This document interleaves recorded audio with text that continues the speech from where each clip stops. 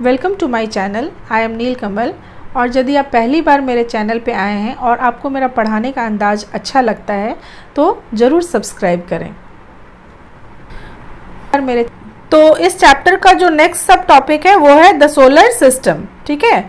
So the sun, 8 planets, satellites and some other celestial bodies known as asteroids and meteorites from the solar system. We often call it a solar family with the sun as its head.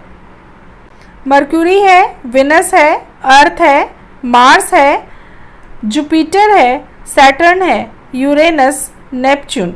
अब inner planet में कौन कौन से? Very close to the sun, they are made of rocks. जो sun के बहुत करीब हैं वो इनर प्लेनेट्स में आते हैं। और तो सोलर सिस्टम में सन के अलावा 8 प्लैनेट्स होते हैं, सैटेलाइट्स होते हैं और कुछ और सेलेस्टियल बॉडीज़ होते हैं जिनको एस्टेरॉइड्स और मीटेराइट्स बोलते हैं, जो सारे मिल के सोलर सिस्टम बनाते हैं। सोलर फैमिली उनको बोलते हैं और इनके हेड में यानी सबसे ऊपर सन होता है।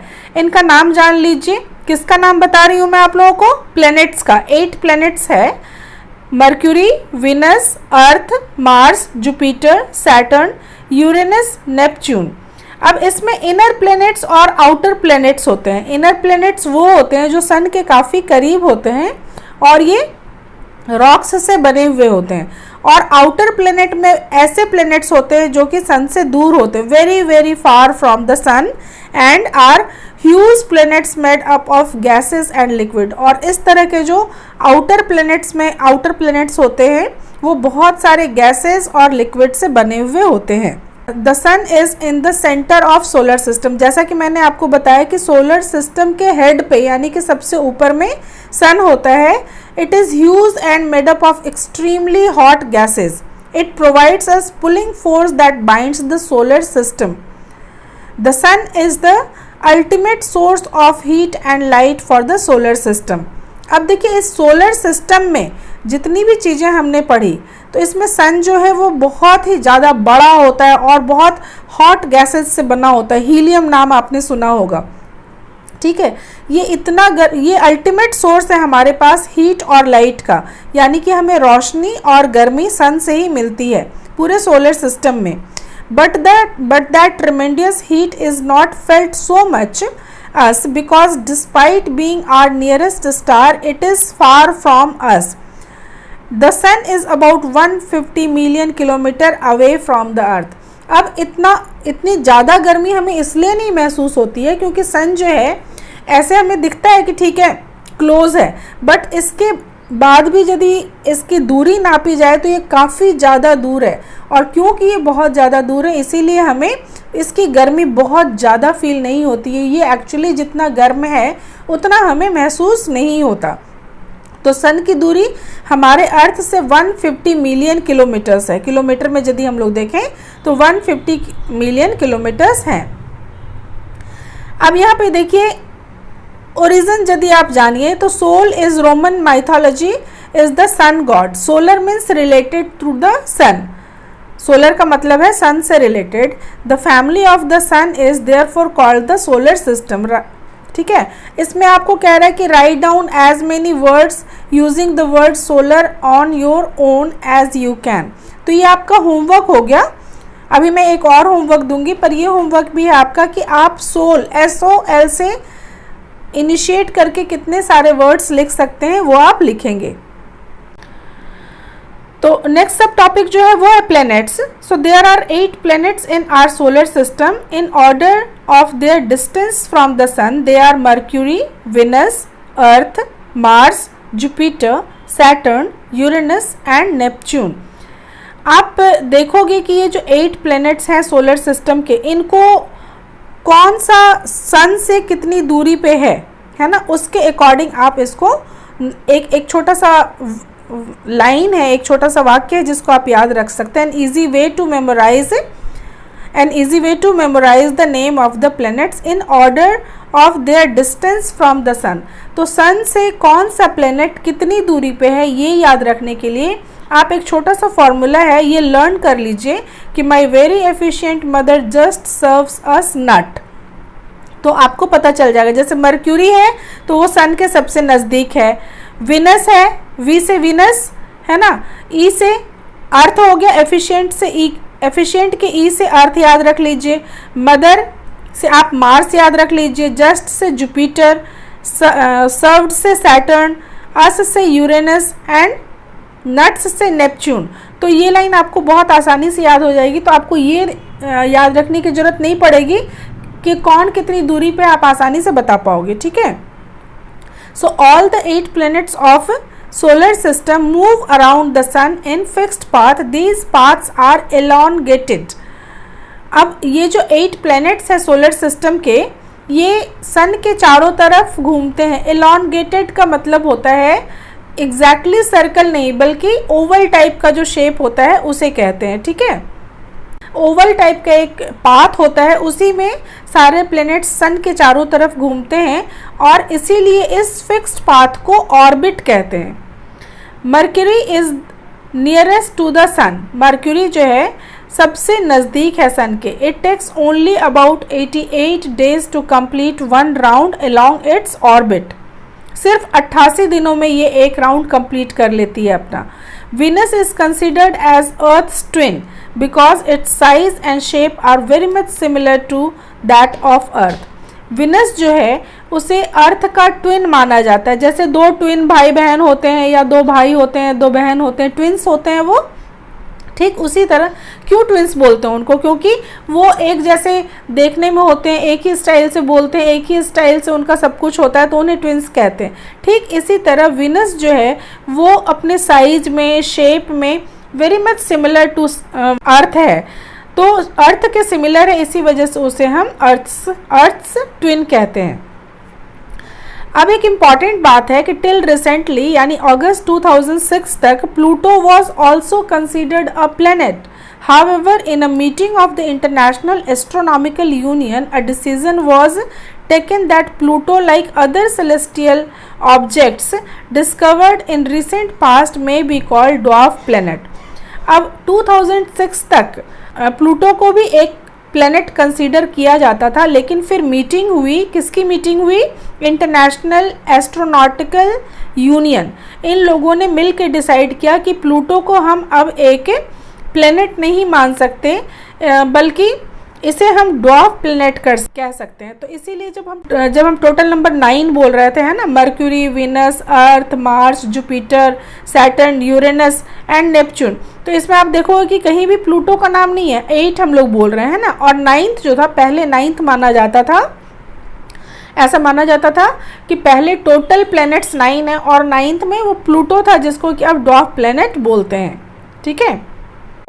सेकेंड होमवर्क ये है आपका कि many words used in a language may have been taken from some other language.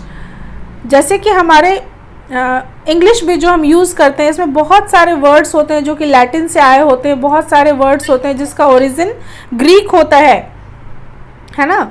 तो बहुत सारे ओरिजिन जो अलग अलग भाषा के, उसके बारे में यहाँ पे देखिए कि other language. Geography for example is an English word, it has its origin in Greek, relates to the description of the earth, it is made up of 2 Greek word। Geography जो है वो 2 शब्दों से मिलकर बना है, 2 ग्रीक शब्दों से मिलकर बना है। एक तो G means earth and graphia means writing, so find out more about the earth, ठीक है। तो जियोग्राफी देखो, इससे मिला के 3 शब्द यहाँ पे आपको मिलते हैं। यदि प्रीफिक्स जी को लगा लें तो जियोलॉजी, जिसका मतलब होता है study of earth, geometry measurement of the earth, and geoid resembling the shape of form of the अर्थ। तो ये भी आपका एक होमवर्क ये है कि आप जियो को प्रीफिक्स बना के और भी जितने शब्द लिख सकते हैं वो लिख लीजिएगा अपनी नोटबुक में। नेक्स्ट सब टॉपिक है the Earth. The Earth is the 3rd nearest planet to the sun in size. It is 5th largest planet. It is slightly flattened at the poles, that is why its shape is described as a geoid. Geoid means an Earth like shape, ठीक है। अर्थ जो है वो 3rd planet है size के according, आप जब अर्थ जो है वो थर्ड नियरेस्ट प्लेनेट है सन के सबसे नज़दीकी में से तीसरे नंबर पे अर्थ का स्थान आता है, और साइज में ये फिफ्थ लार्जेस्ट प्लेनेट है, 5वें नंबर पे है ये, ठीक है। और इसका जो शेप है ना वो स्लाइटली, यदि आप लोगों ने ऑरेंज देखा हो, आप लोगों ने ऑरेंज देखा होगा तो ऑरेंज को आप देखेंगे तो ऊपर और नीचे स्लाइटली फ्लैट होता है ना, flat. That is why its shape is described as a geoid. Geoid means an Earth like shape. और अर्थ, तो कई बार आपके दिमाग में आता होगा कि इतने सारे प्लैनेट्स पे लाइफ जो है वो अर्थ पे ही क्यों है, सारे लोग जो हैं वो अर्थ पे रहते हैं, बाकी किसी प्लेनेट पे कोई क्यों नहीं रहता। तो इसको जानने के लिए आप ये समझिए कि conditions favourable to support life are probably found only on the Earth. The Earth is neither too hot nor too cold, it has water and air which are very essential for our survival. The air has life supporting gases like oxygen. Because of these reasons the earth is a unique planet in the solar system. तो यहाँ पे जो conditions है वो बहुत ही favourable है life support के लिए, लाइफ सपोर्ट सिस्टम के लिए, है ना।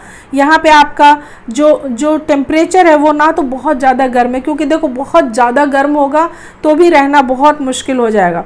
आप सोचो कि सन जो इतना गर्म है वो यदि इतनी दूर नहीं होता, और बहुत सारे लेयर्स होते हैं एटमॉस्फेयर में, आगे चल के आप लोग पढ़ेंगे, यदि वो नहीं होता तो इतनी ज़्यादा गर्मी होती कि यहाँ पे रहना पॉसिबल नहीं होता। ठीक उसी तरह से यदि बहुत ठंडा होता तो भी यहाँ रहना पॉसिबल नहीं होता। जैसे कि पोल्स पे इतनी ज़्यादा ठंड होती है कि वहाँ पे लाइफ इतना टफ होता है और वहाँ रहना मुश्किल होता है। तो अर्थ प्लेनेट जो है यहाँ पे ना तो बहुत ज़्यादा गर्मी है, टेम्परेचर में देखो तो, टेम्परेचर वाइज देखो तो ना तो बहुत ज़्यादा गर्मी है और ना ही बहुत ज़्यादा ठंडा है। और यहाँ पे वाटर अवेलेबल है, एयर अवेलेबल है, और जो कि हमारे सर्वाइवल के लिए बहुत ही ज़्यादा ज़रूरी है, क्योंकि जो एयर है उसमें जो लाइफ सपोर्टिंग गैस है ऑक्सीजन कितना परसेंट है हमारे एटमॉस्फेयर में? 21% ऑक्सीजन। तो जो एयर है उसमें ऑक्सीजन की मात्रा इतनी है 21%। तो इस सब वजहों से, इन सारी वजहों को मिला के अर्थ जो है सोलर सिस्टम का एक यूनिक प्लेनेट है, और इसीलिए यहाँ पे लाइफ है ना। From the outer space, the Earth appears blue because its 2/3 surface is covered by water. It is therefore called a blue planet. Outer space में चले जाओ और वहाँ से कोई यदि देखे अर्थ को तो ये ब्लू दिखता है। क्यों ब्लू दिखता है? हमारे पास कितने सारे, इतना सारा हमारा जो पूरा अर्थ है उसका 2/3 सरफेस जो है वो पानी से है। अब पानी कैसे? इतने सारे यहाँ पे ओशन है ना। तो इतना आपने देखा कि यहाँ पे पैसिफिक ओशन है, अटलांटिक ओशन है, इंडियन ओशन है, इसके अलावा बहुत सारे सीज़ हैं, साउथ सी है, येलो सी है, वाइट सी है, रेड सी है। तो इतने सारे हम लोगों के यहाँ जो नदियाँ हैं और महासागर हैं और सीज़ हैं, इसकी वजह से आउटर स्पेस से देखने पे अर्थ जो है वो एक ब्लू दिखता है, इस वजह से इसे ब्लू प्लेनेट भी कहते हैं।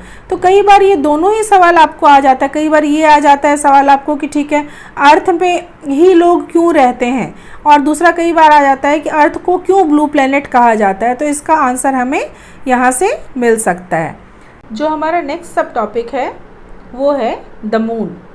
Our Earth has only one satellite, that is the moon. Its diameter is only 1/4 that of the Earth. It appears so big because it is nearer to our planet than other celestial bodies. जो हमारा अर्थ है, अर्थ planet जो है उसका सिर्फ एक ही satellite है और वो है मून. इसका जो डायमीटर है वो 1/4 है पूरे अर्थ का. इट अपीयर्स सो बिग, ये इतना बड़ा हमें इसलिए दिखता है क्योंकि ये हमारे प्लेनेट से यानी कि अर्थ से सबसे ज़्यादा नज़दीक है, जबकि दूसरे सेलेस्टियल बॉडीज़ जो हैं वो काफ़ी दूर हैं. यदि हम चंद्रमा की बात करें, यदि हम मून की बात करें तो it is about 3,84,400 kilometres away from us. Now you can compare the distance of the Earth from the sun and that from the moon. अब आप इजीली कंपेयर कर सकते हो, जैसे हमारे अर्थ से सन कितना दूर है और मून कितना दूर है, ये आप इजीली कंपेयर कर सकते, क्योंकि सन के बारे में हमने पढ़ा कि वो 150 मिलियन किलोमीटर दूर है अर्थ से, जबकि जो मून है वो सिर्फ और सिर्फ 3,84,400 किलोमीटर्स अवे है हमसे. So the moon moves around the earth in about 27 days. It takes exactly the same time to complete one spin. As a result, only one side of moon is visible to us on the earth. Moon को total 27 days लगते हैं अर्थ का एक चक्कर लगाने में, एक spin complete करने में उसे 27 डेज लगते हैं. यही वो वजह है कि हम हमेशा ही मून का सिर्फ एक साइड ही देख पाते हैं. Only one side of moon is visible to us on the earth. The moon does not have conditions favorable for life. It has mountains, plains and depressions on its surface. These cast shadows on the moon's surface. Look at the full moon and observe these shadow. ये देखो कि हमने अभी अर्थ के बारे में पढ़ा था कि अर्थ पे रहने के लिए फेवरेबल कंडीशंस है. यही वजह है कि लोग अर्थ पे रहते हैं, क्योंकि यहाँ ना तो ज़्यादा ठंड है ना तो बहुत ज़्यादा गर्मी है. यहाँ एयर अवेलेबल है, ऑक्सीजन अवेलेबल है, वाटर अवेलेबल है. यहाँ पे लाइफ सपोर्टिंग सिस्टम अवेलेबल है, जिसकी वजह से लोग यहाँ पे रहते हैं. लेकिन मून पे ऐसा कुछ भी नहीं है. मून पे लाइफ के लिए फेवरेबल कंडीशंस नहीं है, क्योंकि यहाँ पे बहुत ही ज़्यादा पहाड़्स हैं, प्लेन्स हैं, डिप्रेशंस हैं, गड्ढे हैं बहुत सारे इसके सरफेस पे. Because of these reasons we can see shadows on the moon surface. जो हमारा नेक्स्ट सब टॉपिक है वो है asteroids. Apart from the stars, planets and satellite, there are numerous tiny bodies which also move around the sun. These bodies are called asteroids. यदि हम सिर्फ star की बात छोड़ दें, प्लैनेट्स की बात छोड़ दें, सैटेलाइट्स की बात छोड़ दें, तो इसके अलावा भी बहुत सारे ऐसे टाइनी बॉडीज़ हैं, बहुत सारे ऐसे छोटी छोटी चीज़ें हैं जो कि सन के चारों तरफ मूव करती हैं. ये टाइनी ऑब्जेक्ट्स जो हैं, these bodies are called asteroids. इन्हें एस्टेरॉइड्स कहते हैं. They are found between the orbits of Mars and Jupiter. तो मार्स और जुपिटर का जो ऑर्बिट है उसके बीच में ये एस्टेरॉइड्स पाए जाते हैं. Scientists are of the view that asteroids are parts of a planet which exploded many years back.